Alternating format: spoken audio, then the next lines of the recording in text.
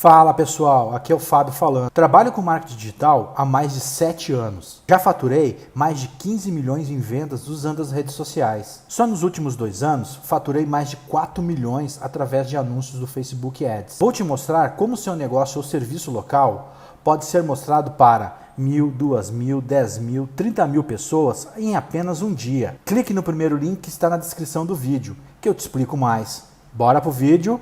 Mas a gente sempre assistiu filmes e documentários sobre assassinos dos Estados Unidos e achava legal, né? Filme de bandido e tal. E de repente começou aqui no Brasil também isso, e tem uma parte da população que achou um absurdo. Mas são as mesmas pessoas que assistem Eu acho e consomem, né? Eu acho que isso é complexo de vira-lata. Não é? Porque a gente sempre assistiu a história dos mafiosos e tal, e achava legal. De repente, a gente vai fazer sobre a nossa história. Que absurdo, dando voz para essas pessoas. Endeusando, É. tá tornando eles celebridade. Assim, tem uma coisa, muitas pessoas me perguntam nas palestras que eu faço, por que escrever sobre essas mulheres? Por que escrever sobre os assassinos? Tem uma professora aí que salvou não sei quantas crianças lá e morreu lá em BH. Isso. Por que não faz sobre essa professora?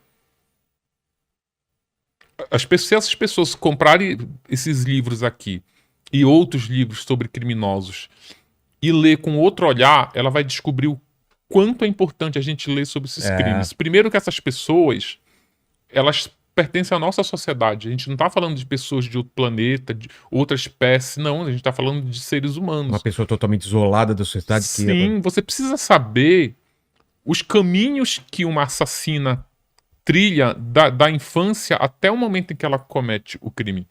Você sabe que eu fui assessorado no livro sobre Elise por um dos maiores psicanalistas que o Brasil já teve, especialista em mente criminosa, que é o Dr. Alvino de Sá. Infelizmente ele nos deixou, um pouquinho antes da publicação do livro. E quando eu cheguei lá, Vilela, a agenda dele era tão cheia, que eu lembro que quando eu fui pedir para a secretária dele uma entrevista com ele só podia me atender 4 meses depois. Caramba. Quando eu cheguei lá 4 meses depois, sentei na mesa dele e tal, aí ele falou assim, o que você acha do crime e tal? Eu falei, é chocante, né? Matou o pai a paulada, não sei o quê, ficou lá na sala. Eu tava começando a me sentar, ele falou, não senta não. Não senta não, eu não vou poder te receber. Eu falei, sério? Mas eu marquei há 4 meses. Ele falou, não, porque você tá com uma ideia muito equivocada do que a Suzane fez. Faz o seguinte, aí ele foi, assim, tinha uma biblioteca grande, ele pegou um livro aqui, me deu 3 livros, botou assim, leia esses 3 livros aqui, depois que você lê, você liga pra minha secretária e marca uma outra entrevista, que aí a gente conversa. Caramba. O que ele me ensinou? Que a gente tem que não... Claro, o crime choca, ele choca. Mas ele choca tanto que ele acaba deixando a gente assim meio até cego para as outras questões que envolvem um crime dessa envergadura.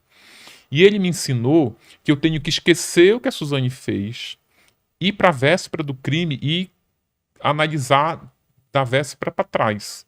Quais os caminhos que ela percorreu até ela decidir matar os pais. Por que isso é importante? Porque existem outras pessoas que também pensam em cometer crime. A gente precisa saber que tipo de distúrbio a Suzane teve, até mesmo para as pessoas identificarem, porque a Suzane ela foi uma criança, ela foi uma adolescente.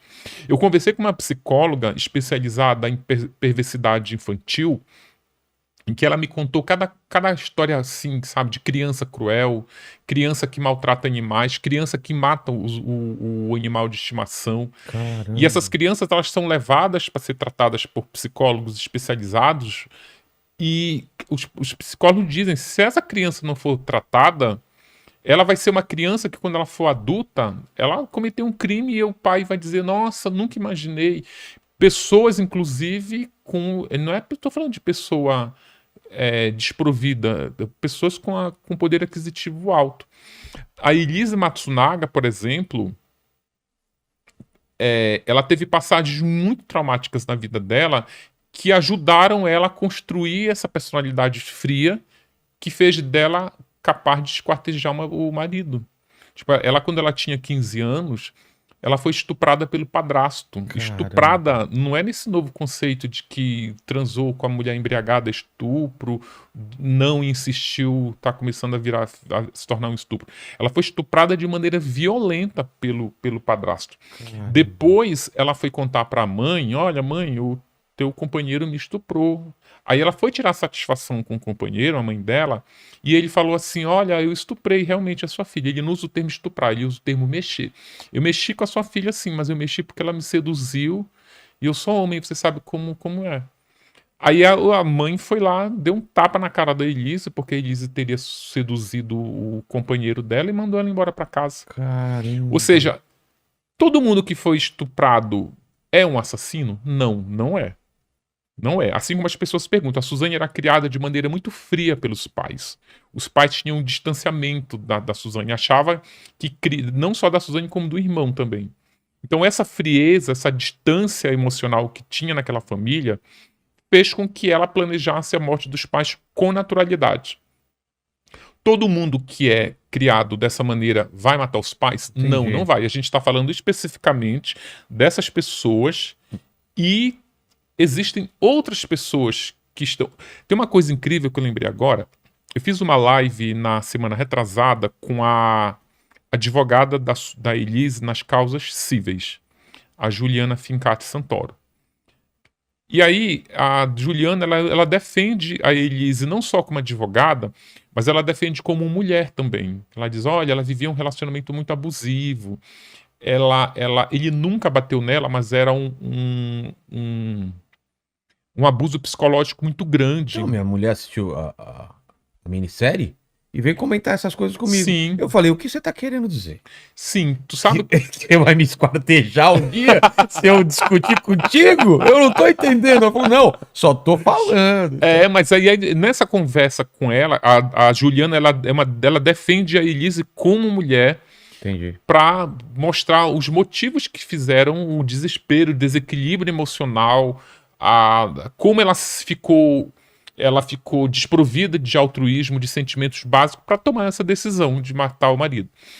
Aí eu ficava, como eu estava entrevistando ela, eu ficava colocando muito contraponto, assim, mas isso e aquilo, para provocar ela. Depois que a live acabou, eu recebi 8 mensagens, só nesse dia, eu recebi 8 mensagens pelo Instagram de mulheres, tipo assim, olha, eu gosto muito do seu trabalho, mas eu acho que algumas vezes você faz comentários equivocados sobre a Elise Matsunaga, como, por exemplo, por que não se separou, por que não terminou o relacionamento.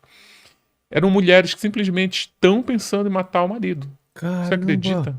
Uma delas eu quase não dormi, porque a gente ficou conversando até 3 da manhã, eu ficava, eu entendo a Elise, porque eu tento matar o meu marido. Tinha alguma dessas que chamava Marielle ou não? Não, só pra saber, né? Que eu Não tinha. quero dormir tranquilo. Tinha uma, Vilela, que eu fiquei assim, bem chocado, que eu perguntei, mas por que você quer matar o seu marido? Ela falou, olha, 16 dentes que tenho na boca não são meus. Ele quebrou meus dentes, eu tive que mandar refazer. O quê? O nariz que eu tenho não é meu, o outro cirurgião plástico refez, porque ele quebrou meu nariz. Caramba. O que aconteceu? Esse marido espancava ela todas as vezes que ele bebia. Aí depois ele bebia até cair na cama, eles tinham uma arma em casa, ela pegava a arma e apontava pra ele. Só que aí o que acontecia? Ela pensava nos filhos. Claro. Eu pensava, eu vou matar o pai dos meus filhos. Aí não, ela desistia. Aí noutra semana de novo, ele espancava ela pegava a arma. Aí ela conta que ela passou a tirar a munição e ficava dando tiro a seco. Que é com o disparo a seco, ela ficava com a sensação de que estava matando o marido. E não foi só essa, não. Eu já contabilizei 21 mulheres. Uma tentou atropelar o marido, porque elas vivem em relacionamento abusivo. Aí vem aquela pergunta: por que tu não te separa? Então. Por que tu não te separa? Todas elas respondem. Os psicólogos que tratam essas mulheres respondem. Inclusive, elas já me disseram que esse tipo de pergunta nem se faz. Tá. Isso tem até aqui no livro já na Elise, como eu já estava pesquisando, tem uma mulher que era muito abusada pelo marido também, o marido ameaçava ela. A resposta é muito simples. O relacionamento abusivo, que não necessariamente envolve violência, por exemplo, o Marcos nunca bateu na Elise. Nunca deu. Ele deu um tapa na Elise, mas quando ele deu o tapa foi na noite que ele morreu. Mas ao longo do casamento ele nunca bateu nela. Mas às vezes é pior do que um tapa as palavras que machucam. Então, assim. A humilhação. A humilhação, exatamente. A resposta é porque não se separam. A mulher que é vítima de abuso, Vilela, elas têm a autoestima tão baixa, mas tão baixa, que elas não conseguem nem reagir. É difícil porque é difícil você arrumar as malas e sair de casa quando você tem criança, por exemplo. A Elise vivia num relacionamento completamente dependente financeiramente, emocionalmente. Então, assim, a gente se faz essa pergunta por que não separa, mas a gente sempre se faz essa pergunta sob a nossa ótica. Porque você fala, por que não separa? Você se põe no lugar dela, não, eu iria, você pensa até para onde você iria, o que você iria fazer. Vou para minha mãe, vou na casa de um amigo. Como é que ela vai voltar para casa da mãe se a mãe foi negligente com ela quando o padrasto a estuprou? É difícil isso. É muito difícil você se colocar no lugar da pessoa e perguntar por que você não se separa. Por exemplo, o pai da Elise, o pai biológico, era um homem extremamente violento. Extremamente violento, assim, de dar murros na cara da mãe dela, na frente dela. Caramba. Aí ele se separou da mãe da Elise e se casou com uma outra mulher chamada Terezinha. A história está completa aqui no livro. A Terezinha, ela conta que nos primeiros meses era assim uma lua de mel, ela vivia um mar de rosas. Só que aí depois ele começou a beber, ele se transformou numa outra pessoa que era aquela pessoa que ele tinha sido com o pai da Elise, um homem. Esse sim era violento, batia. E no dia que ela resolveu, a gota d'água, ela estava amamentando uma bebezinha deles. E ele queria transar com ela. Ela disse: não, estou amamentando. Como não? Ele deu um tapa na cara da mulher, com a mulher amamentando. Ela disse: não, agora é a hora de eu ir embora. Apesar de eu não ter pra onde ir, eu vou sair daqui pela minha filha. Quando ela começou a arrumar as coisas, sabe o que ele fez? Ele trancou, eles moravam numa casa de madeira. Ele saiu, trancou a casa toda pelo lado de fora. Encharcou com gasolina. E, pela uma fresta, acendeu um palito de fósforo e falou: olha, se você for embora, eu vou tocar fogo na casa e você vai morrer carbonizada aí dentro. Meu Deus do céu, cara. Então, tu pensa o seguinte, olha no que ela condiciona ela sair desse casamento. A morte. A morte. Então, não é fácil assim. Sair de um relacionamento abusivo não é abrir a porta, tchau, beijo, me liga. Começa uma vida nova. Não, cara, é muita sequela. Fala, meu bebê, espero que você tenha gostado do nosso canal Podcópia e eu preciso da sua ajuda. Se inscreva, ativa o sininho, curte, compartilha bastante e nos siga nas redes sociais. Beijo, bebê, até o próximo vídeo.